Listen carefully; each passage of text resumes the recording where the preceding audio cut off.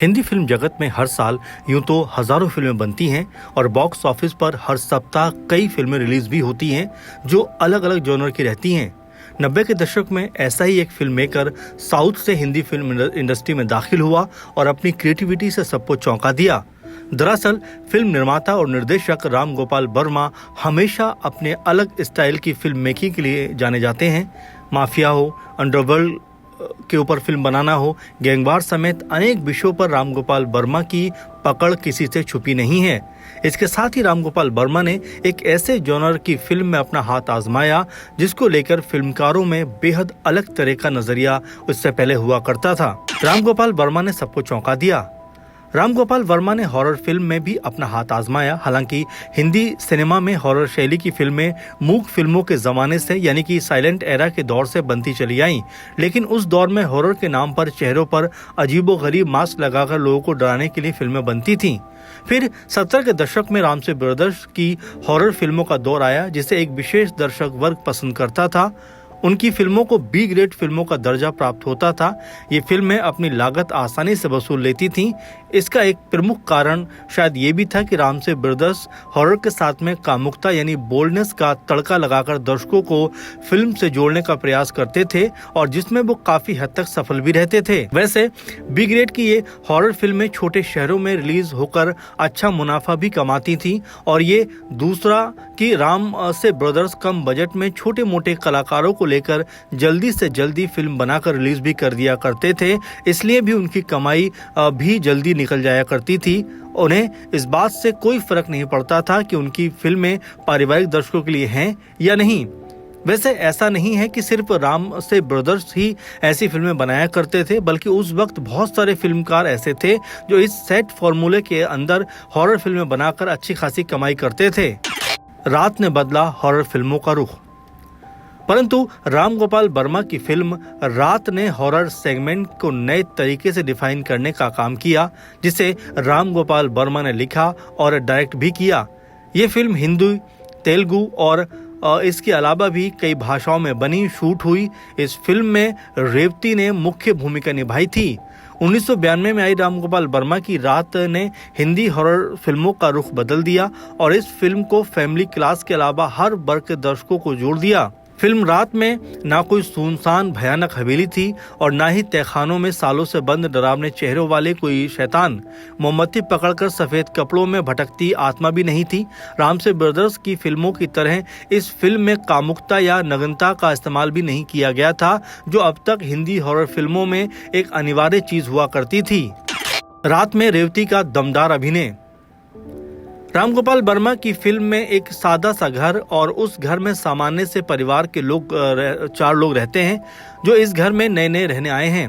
लेकिन उस घर के एक सदस्य मिनी यानी रेवती में एक ऐसी नकारात्मक शक्ति आ जाती है जो धीरे धीरे घर के दूसरे लोगों को अपने अस्तित्व का जबरदस्त एहसास कराती है। अचानक मिनी की बदली हुई भयानक लाल आंखें उनकी मरी हुई बिल्ली की आंखों जैसी हो जाती हैं जो गलती से कार के नीचे कुचलकर मर चुकी है। मिनी की हालत देखकर पूरा परिवार सदमे में आ जाता है। उसके बाद एक मर्डर होते हैं जिसके केंद्र में सिर्फ मिनी है। मिनी का ये हाल कैसे हुआ, ये जानने के लिए आपको फिल्म देखनी चाहिए।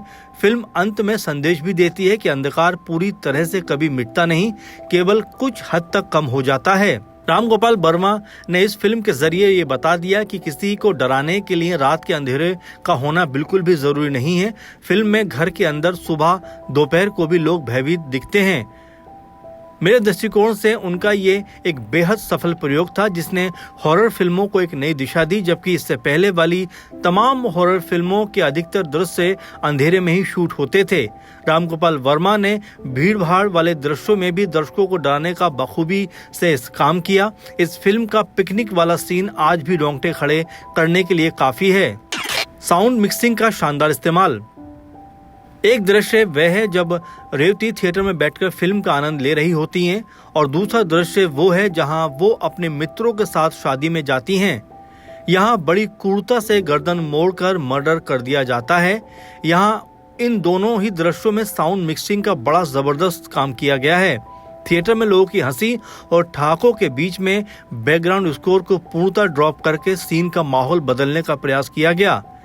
इसकी विशेष साउंड मिक्सिंग के चलते इसे स्पेशली 6 ट्रैक स्टीरियोफोनिक साउंड के प्रिंट के साथ सिनेमाघरों में रिलीज किया गया था।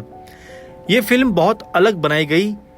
बॉक्स ऑफिस पर कम कमाई के बावजूद भी राम गोपाल वर्मा की फिल्म रात बाद में हॉरर फिल्में मेन स्ट्रीम फिल्मों की श्रेणी में आ गई और मजबूत कहानी, शानदार संगीत के साथ नामचीन सितारों को लेकर बड़े बजट की हिंदी हॉरर फिल्में बनने का सिलसिला इसके बाद से ही शुरू हुआ। हॉरर के तौर पर नहीं किया गया प्रचार। रात वो पहली फिल्म थी जो सिर्फ हॉरर कहानी पर केंद्रित थी, जिसका मौखिक प्रचार खूब हुआ। हालांकि राम गोपाल वर्मा ने फिल्म का प्रचार एक थ्रिलर के तौर पर किया। शायद उन्हें भी लगा कि दर्शक उनकी फिल्म को कहीं बी ग्रेड का ना समझ लें। इस फिल्म में एक ऐसी अनोखी अपील की जिसे दर्शक इस फिल्म के साथ जुड़ गए। फिल्म का बैकग्राउंड संगीत मणि शर्मा ने तैयार किया था, जो एक संगीतकार के तौर पर ये उनकी पहली फिल्म थी और इसमें केवल वाद्य यंत्रों यानी इंस्ट्रूमेंटल म्यूजिक का ही इस्तेमाल किया गया। फिल्म में कोई गीत नहीं है, जबकि उस दशक में संगीत में फिल्मों का बोलबाला था। लेकिन रात में कोई गीत ना होने के बावजूद भी दर्शकों ने इस फिल्म को न सिर्फ पसंद किया बल्कि रात के कॉन्सेप्ट ने दर्शकों को बांधे रखा। हॉरर फिल्मों के लिए खुले दरवाजे। रात ने हॉरर फिल्मों के लिए दरवाजे खोल दिए और इस फिल्म के बाद हॉरर फिल्में बी ग्रेड नहीं रह गईं, सीधा ए ग्रेड की श्रेणी में आ गईं। इससे पहले फैमिली क्लास दर्शक न मिलने के कारण जिस हॉरर फिल्म शैली को हिंदी फिल्म इंडस्ट्री में पनपने का मौका और सम्मान कभी नहीं मिला, उसे राम गोपाल वर्मा की फिल्म रात की सफलता के बाद वो सम्मान मिला। और आज इस जॉनर की फिल्मों को ना दर्शक मिलते हैं बल्कि गंभीरता से भी लेते हुए नजर आते हैं। हिंदी हॉरर फिल्में बॉक्स ऑफिस पे भी अच्छा खासा बिजनेस करती हैं। ये एक बहुचर्चित फिल्म रही। इस फिल्म ने भारतीय हॉरर फिल्म के पारंपरिक परिदृश्यों को बदलने का काम किया। इस फिल्म के कलाकारों ने भी जबरदस्त अभिनय किया।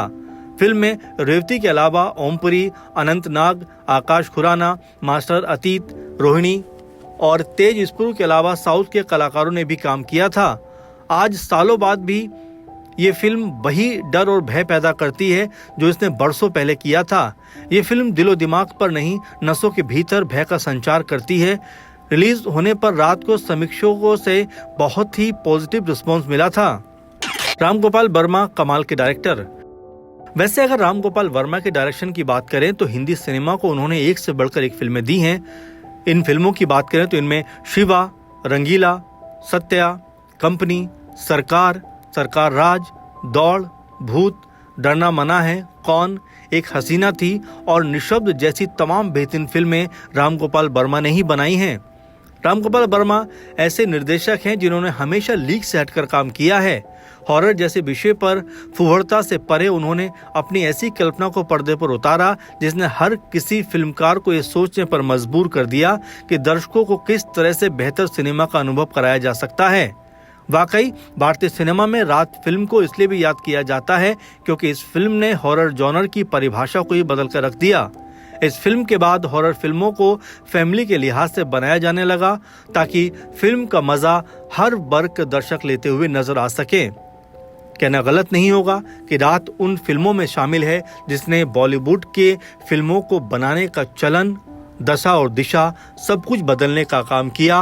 राम गोपाल वर्मा को इसके लिए जितनी तारीफ दी जानी चाहिए वो कम है, क्योंकि राम गोपाल वर्मा ने हर जॉनर की फिल्मों में जब भी प्रवेश किया या उन फिल्मों में जब भी अपना हाथ आजमाया उनको बिल्कुल अलग तरीके से बनाने का प्रयास किया और उसमें काफी हद तक वो सफल भी रहे।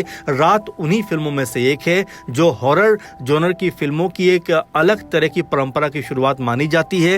राम गोपाल वर्मा को आज भी रात फिल्म के लिए याद किया जाता है क्योंकि रात को जिस बेहतरीन ढंग से उन्होंने पर्दे पर उतारा ये वाकई अपने आप में बेहद कमाल की बात थी।